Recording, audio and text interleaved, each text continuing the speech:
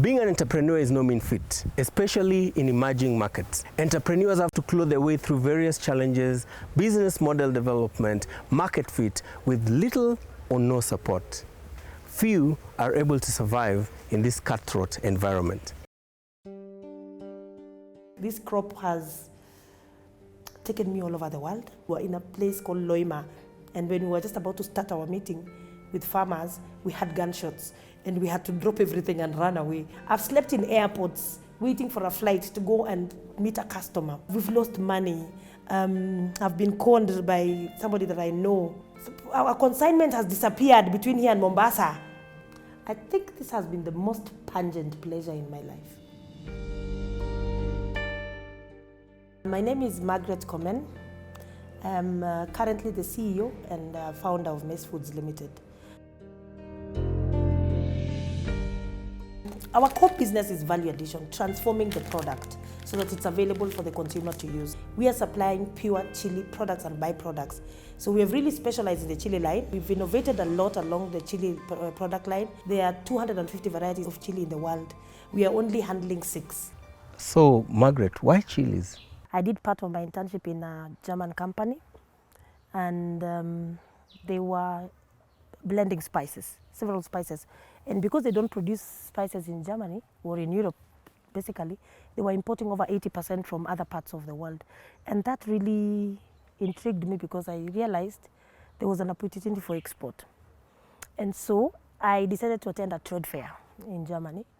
And while I was at the trade fair in 2003, there were many inquiries for chilies.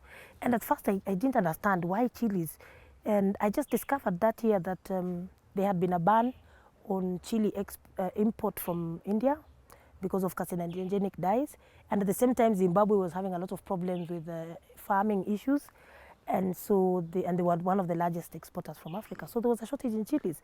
And I discovered there is an opportunity in chilies. I didn't know how I was going to get where I was going to get the chili. I knew what the customer wanted. And I knew what the customer was willing to pay. Yeah. But all the rest backwards, I was blank. You had no idea about it. So I met a gentleman on the side of the road, and I asked him, where do you get this chili? He said, farmers produce it. And then I told him, can I buy it? He told me, yes. So I bought a sack. And so I took my kitchen blender, and I started grinding. And I remember my landlord, the neighbors called the landlord and told the landlord, there's this lady who lives on the ground floor.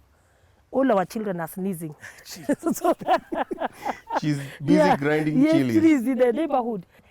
All along in my mind, I'm thinking the customer wants a packet, a sample of powder. I sent the sample, and the customer said, send me a container. Yeah. That was the beginning of the headache. It took me over 6 months to try and fill the container. I managed only 3,200 and something kilograms. A container is 14,000 kilograms. Wow. It didn't work. And by 2004, I was sure this was a dead idea. I mean, I've just managed just one order, and I was not able to do it, For me, I had somehow failed. We were worried. We were saying, hey, she's not working for a big company. She says she's starting her job. We don't know how she will manage, whether it will work or not. Tulikuwa tunaona kama pilipili kweli itafanya, lakini sasa what do we do? Wacha yeye afanye tu. Some of us in the nature of the job we are doing as a banker, we had seen so many people doing successful business. So that we didn't discourage so much, but we would say, carry on. Where will you sell? Those questions, I will question as a manager of a bank. And she would explain. She would explain. It was normal to have that kind of critic, but I always turned around that critic to challenge myself. If you say this thing is not possible, she said, why? I want to know why it is not possible. And I guess that is the attitude I've had ever since. The thing that really helped me is that the customers themselves were so happy with the quality of the product. They were so happy with even the fact that I gave them less than a third of what they had ordered. Yeah. They were like, just, we will give you time, work on it. And that is how I really started putting my heart and my foot into Mace Foods. We started another product line. And when I think about it, it was almost by default. Because I was visiting a brother of mine in the US, and he told me, you know what, bring me vegetables. And I thought, how am I going to get these vegetables to the US? I can't carry fresh. Being a food technologist, it wasn't hard for me to convert it. I actually converted it in my kitchen and took it to the US. And when I arrived, I literally sold everything that I had in my bag. And that's how we started the vegetable line. And we're actually the leading or the largest right now in the African leafy vegetables.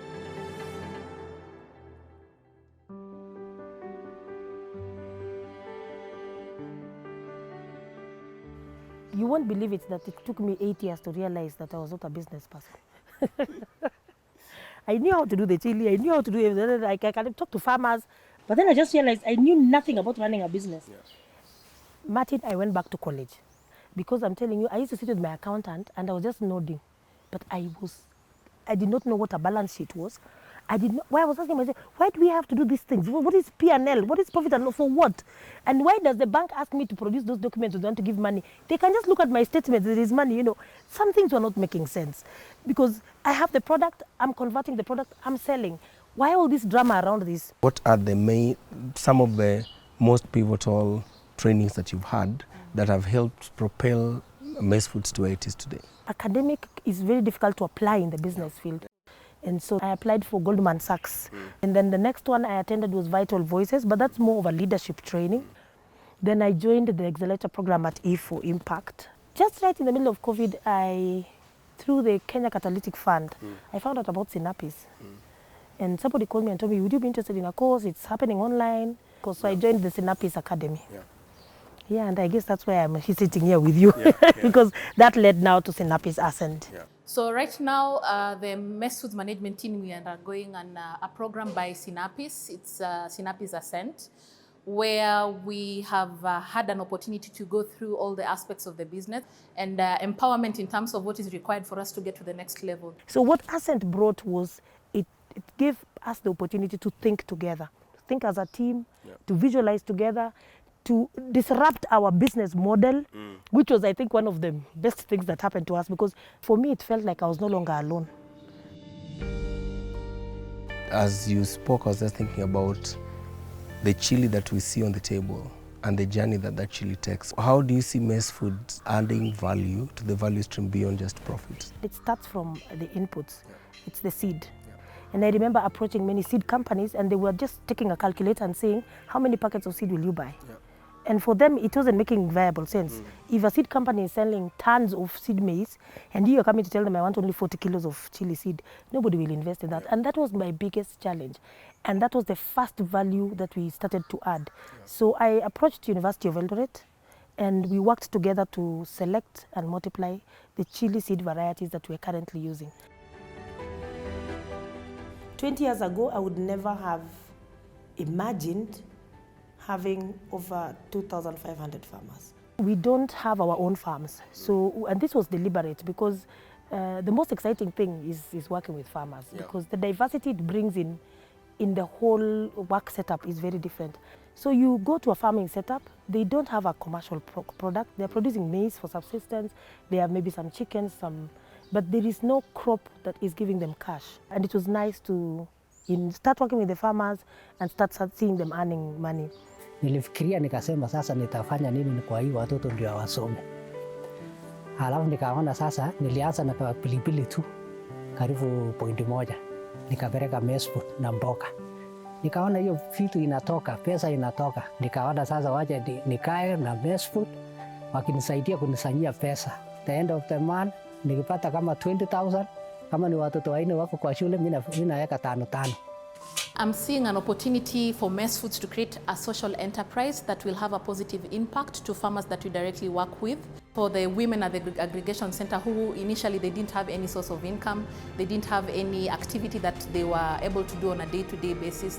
The women come from different backgrounds. Women have become organized in this community of ours.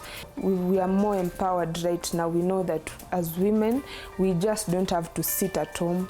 At the end of the month, we know something will get into our pockets. They taught us about leadership because now we need to manage ourselves properly so that we can benefit as women. What would you say to an entrepreneur who's out there just about to give up and quit because they've been at it for so long and nothing is working, they're not getting a break, they're not getting funding, things look like they're falling apart. And they're just at the brink, like at the tipping point, and they're quitting. You have to stop thinking of the immediate problem and start thinking of the solution. Because when you dwell on the problem, it completely blocks your mind from seeing the possibility of you having a way out. Thank you very much, Margaret, for the insights. Thank you for your time. Wish you well. Yeah. And we can't wait to see Mace Foods in all the cities in Africa.